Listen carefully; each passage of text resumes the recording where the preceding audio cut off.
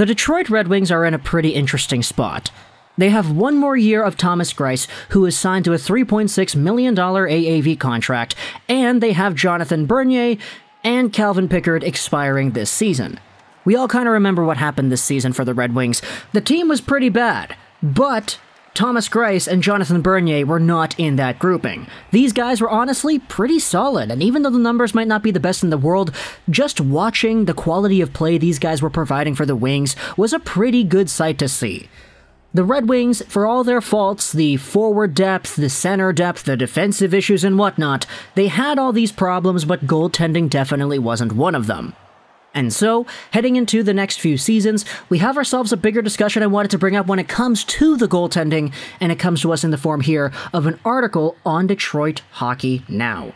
Thank you to those in the previous Red Wings video who commented hockey playing nights. If you want a chance to be featured in the next Red Wings talk, then hey, stick around to the end of this video. But this article published by Bob Duff goes over the idea of the Red Wings and a potential goalie trade.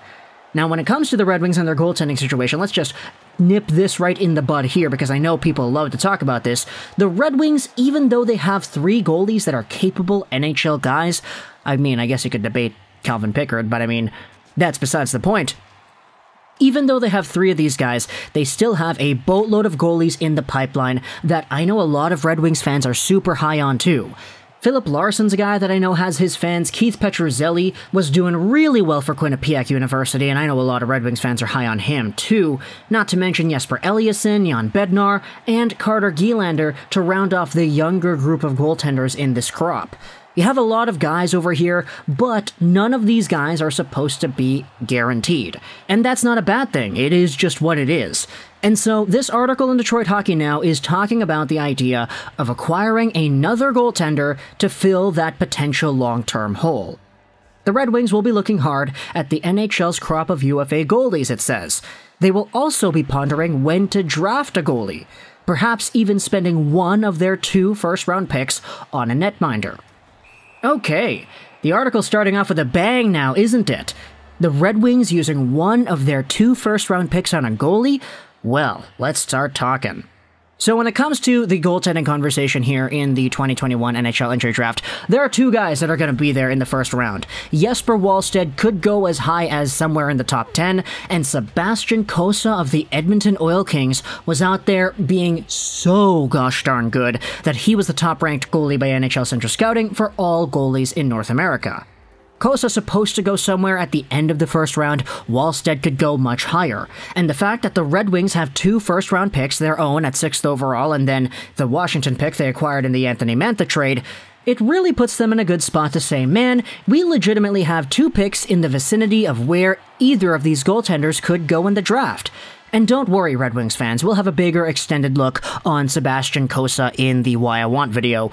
Spoiler alert, yeah, we're gonna plan to make one of those, so stick around to the channel for all the Why I Wants and all the prospects, as well as the Cossa one when that comes out.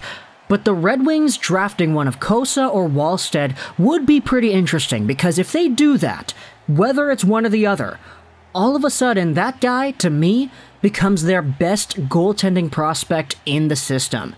Again, no disrespect to Keith Petruzzelli, who did really well in college. No disrespect to the other guys that are in the system already, Victor Brottstrom, Jan Bednar, Carter Gielander. It's just Cossa and Wallstedt, to me, are guys who could become extraordinarily good goaltending prospects the moment they step into an NHL roster. Wallstedt is already a full-time SHL goaltender, and it's never been done before at his age.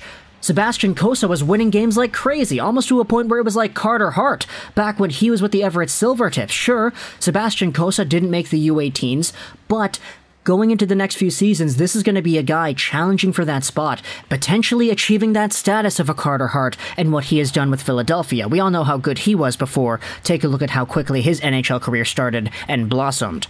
So the Red Wings have options here, whether it's Wallstedt at 6 or Sebastian Cossa at their 20s pick with Washington. I do think there's a really interesting debate to be held here as to whether or not you could bolster the future of your goaltending with a move like this. It's just, you know, a philosophical question of talent assessment. If Wallstedt is available at 6, which he probably would be, I won't say it's impossible though, Is it worth it taking the goalie over whoever else is available? A Brandt, Clarke, an Eklund, a Luke Hughes, a Kent Johnson, whoever's there at 6th overall? And the question gets even more muddier when you take a look at the 20s and you say, okay, do we want an Ayrton Martino, a Logan Stankoven, or do we want the goalie? Because any which way you go, there is an argument that you can make. But this article continues a little bit more, and I wanted to read forward because the idea brought up afterwards is really interesting. Take a look at this. The Red Wings could also opt to trade for help between the posts today. There's an interesting dynamic at work in the first round of the 2021 draft that could set up nicely for a Red Wings Blue Jackets deal. Columbus owns picks 5, 24, and 30. The Red Wings are slotted in at 6 and 22. Let's suppose the Wings offer a flip of 22 for 24. As well, they toss in one of their 3 second-round picks. In return, the Blue Jackets, who are overloaded between the pipes, also move a goalie like Elvis Merzlikins to Detroit. It probably won't happen, but it's not like it's a crazy idea either. Okay, Elvis Merzlikins? Oh boy, we're going down the rabbit hole here, ladies and gentlemen. Elvis Merzlikins is making $4 million a season until 2022, and he's 27 years old. He's kind of in the best days of his career at the moment, and we all kind of know the Blue Jackets are in a strange position where they have Korpisalo, they have Merzlikins, 1, maybe 2, probably just 1, maybe getting moved because they're going to acquire a Jack Eichel or something. The rumors have been circulating pretty high.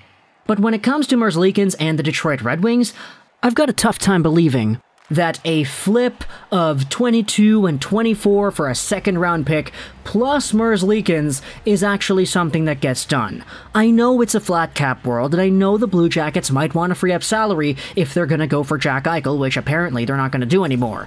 But the value just doesn't really align to me, man. I know they might be desperate to get rid of a goalie, but dude, you would essentially be moving up 2 spots in the 20s. You would get a second-round pick, but you would also give up Merzlikins. Like, that's not really worth it there, in my opinion. Because at a baseline value, I mean, moving up 2 spots in the 20s isn't really all that valuable, unless you really think there's a guy at 22 that you don't think will be there at 24. So afterwards, it's pretty much just a second for Merzlikins, isn't it? And I don't know about you, but I don't really think that's all too realistic. We had Merzlikins in talks of Jack Eichel the other day. We had the idea of him and Marchenko and Chinakhov or Peak or whatever and the 5th overall pick for Eichel. Do you really think Merzlikins is worth only a second? And the luxury of moving up 2 spots in the draft in the 20s? Nah, I don't think so. At the same time, it doesn't really work out timeline-wise either, because the Red Wings aren't really supposed to be good in the next 2 seasons.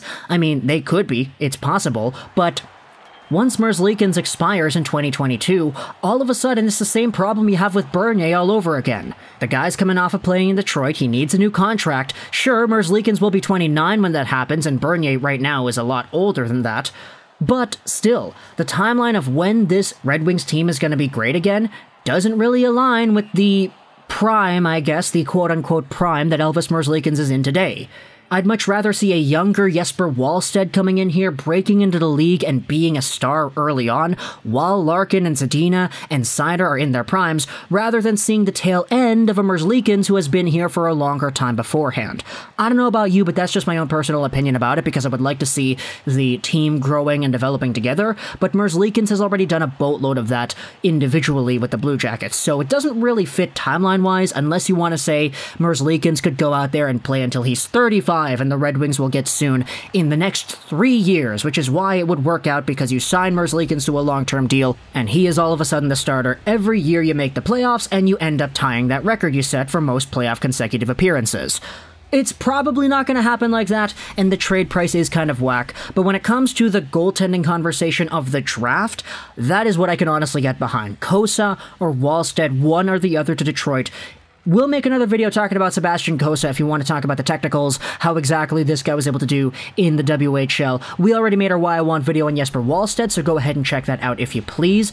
All the other Why I Wants are also available too, though, for scouting, reports, and extended looks at all the top guys, so if you're interested in any of the other prospects that the Red Wings could snag up instead, then hey, check out that series. But talk to me in the comments what you think about Merzlikins, Wallstedt, Sebastian Cossa. If you made it to the end of this video, then comment in the comments section below. Davos, because Joran van Podelberg is another Red Wings goaltending prospect who played there recently, and I think it's an interesting word to say here. So, Davos, if you made it to the end of this video for a chance to be featured in the next Red Wings video, also to let me know that you personally made it to the end as well. Thank you so much for tuning by. Talk to me in the comments what you think about all these goaltending conversations here, the draft, Merzlikins, Columbus, a trade. Let me know what you think. I hope you enjoyed this video. Rosen 99, and bye.